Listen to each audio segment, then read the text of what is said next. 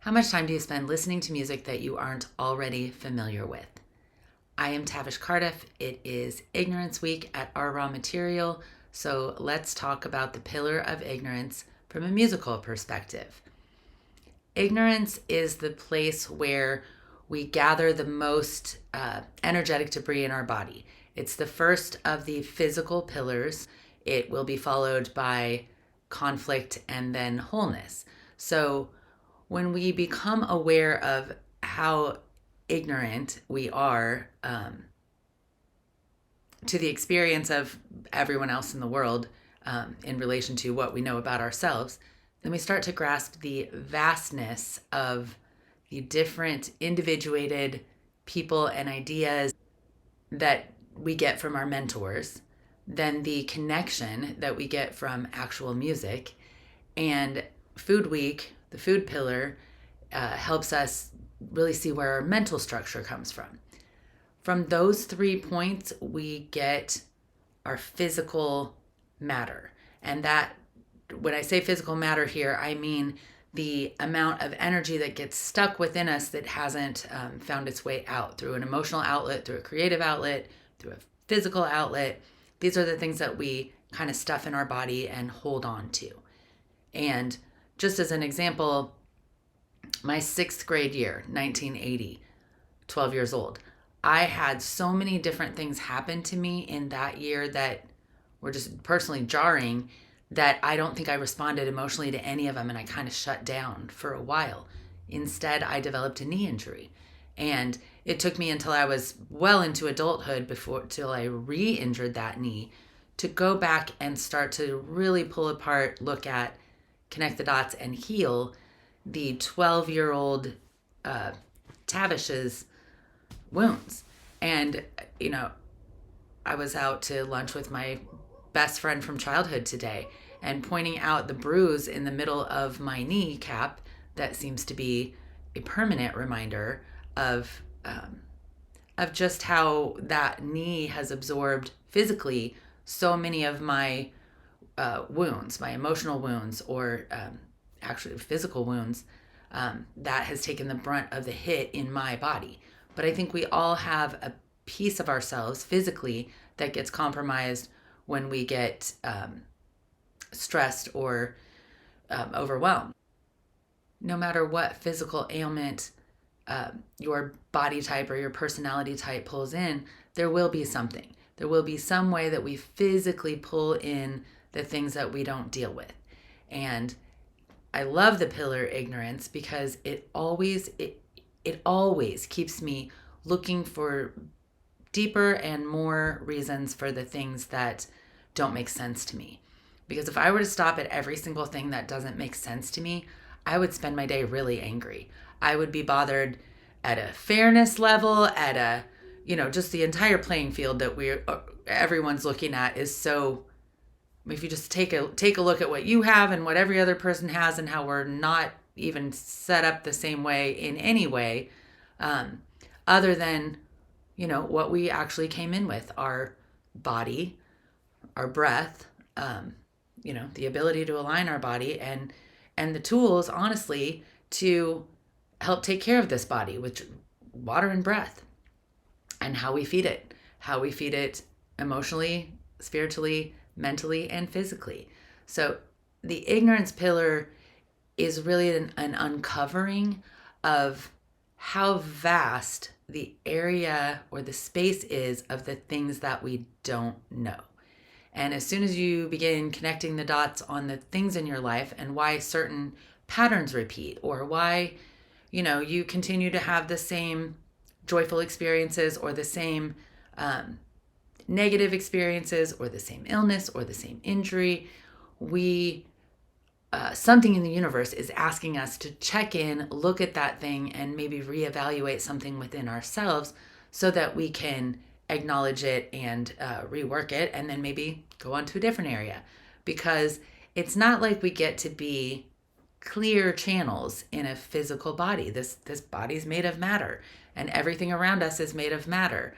So underneath all that, yes, we are all connected at some level. We are all part of the earth. We are all part of the human race.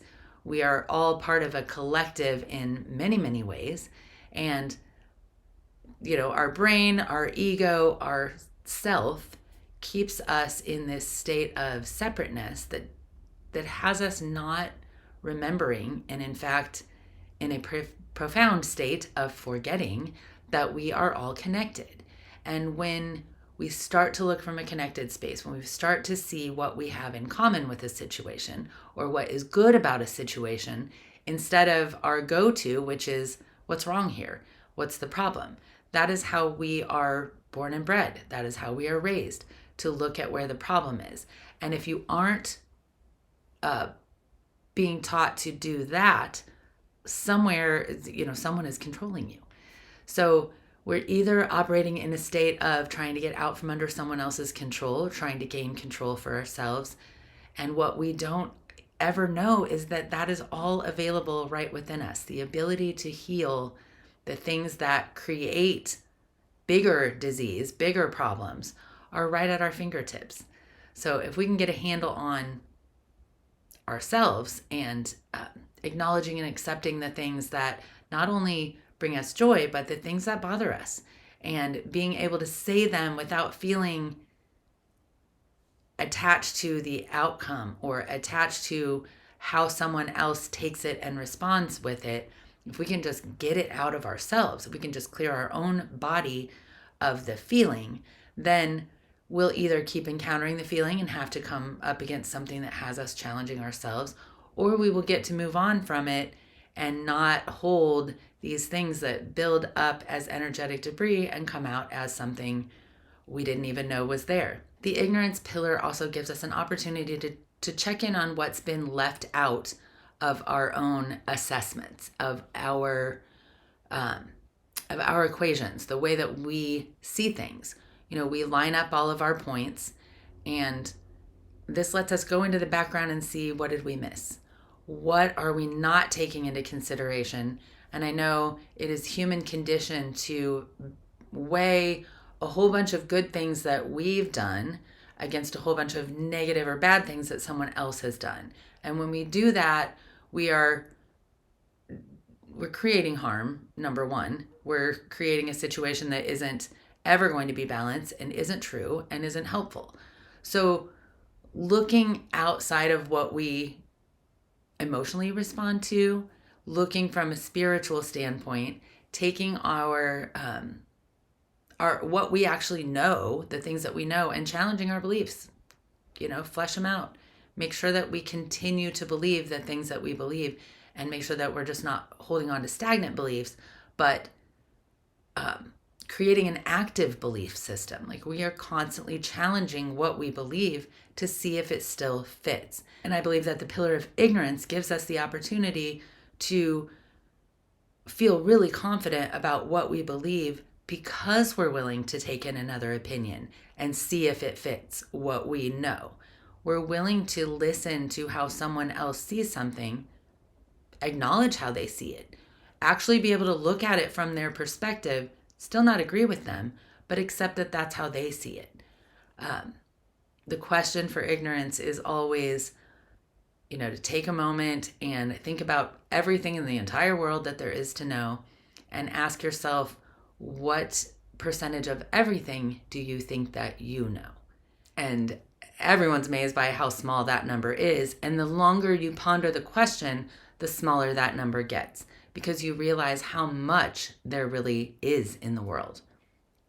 This brings me to the practice guidance for this week, which comes from an exercise my husband and I were doing the other day, where we were trying to imagine a life different from ourselves. And it came from something we were watching on the news, where a couple had been living in a condition where they were bribing people and taking money and lying and politics and all kinds of stuff. So we were imagining, what was it like to be just them for the last 3 years, living under the pressure of all of these terrible things that you've done, and being a public figure, trying to figure out, how you handle your life, who you blame, what you're angry at.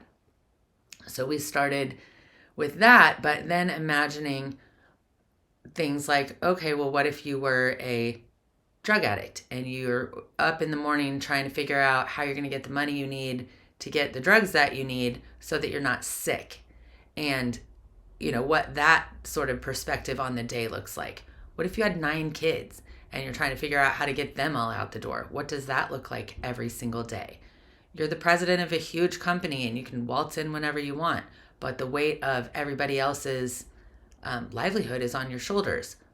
What does that balance look like or feel like every day? You get to organize your day however you want. What does that look like? So imagine just anyone else's. Start with your friends, start with your family. Imagine what their day looks like when they wake up and look at it, and just see what it feels like to kind of come from somebody else's circumstances and approach the day. It's a fun exercise in imagining what something might be like that's completely different from our experience, and leads us into a deeper understanding of ignorance, because truthfully, the only experience we really know is our own. And the only experience that we can draw from is our own. So unless we regularly make it a habit to try on somebody else's thoughts and ideas, what might actually go into your day if you did completely different things than what you actually do, give it a shot. It's a really fun exercise. This morning, I was running with the bulls because I just watched something about that, and just waking up and feeling the anticipation of what that's going to be like and the rush of it, and just imagining what it's like to have that be part of my day, because there's not a chance in the world that you would ever catch me, Tavish, doing anything like that. But imagining it, absolutely. I've been a trapeze artist lately too. Really fun. I encourage you to go in on yourself in the depths of ignorance and see what you come up with. It's fascinating to go into the unknown and come back with information that you didn't even know was out there. I am Tavish Carduff, thanking you for being here. I will be back next week to talk about the emotion pillar as we hit the next cycle, starting with emotion.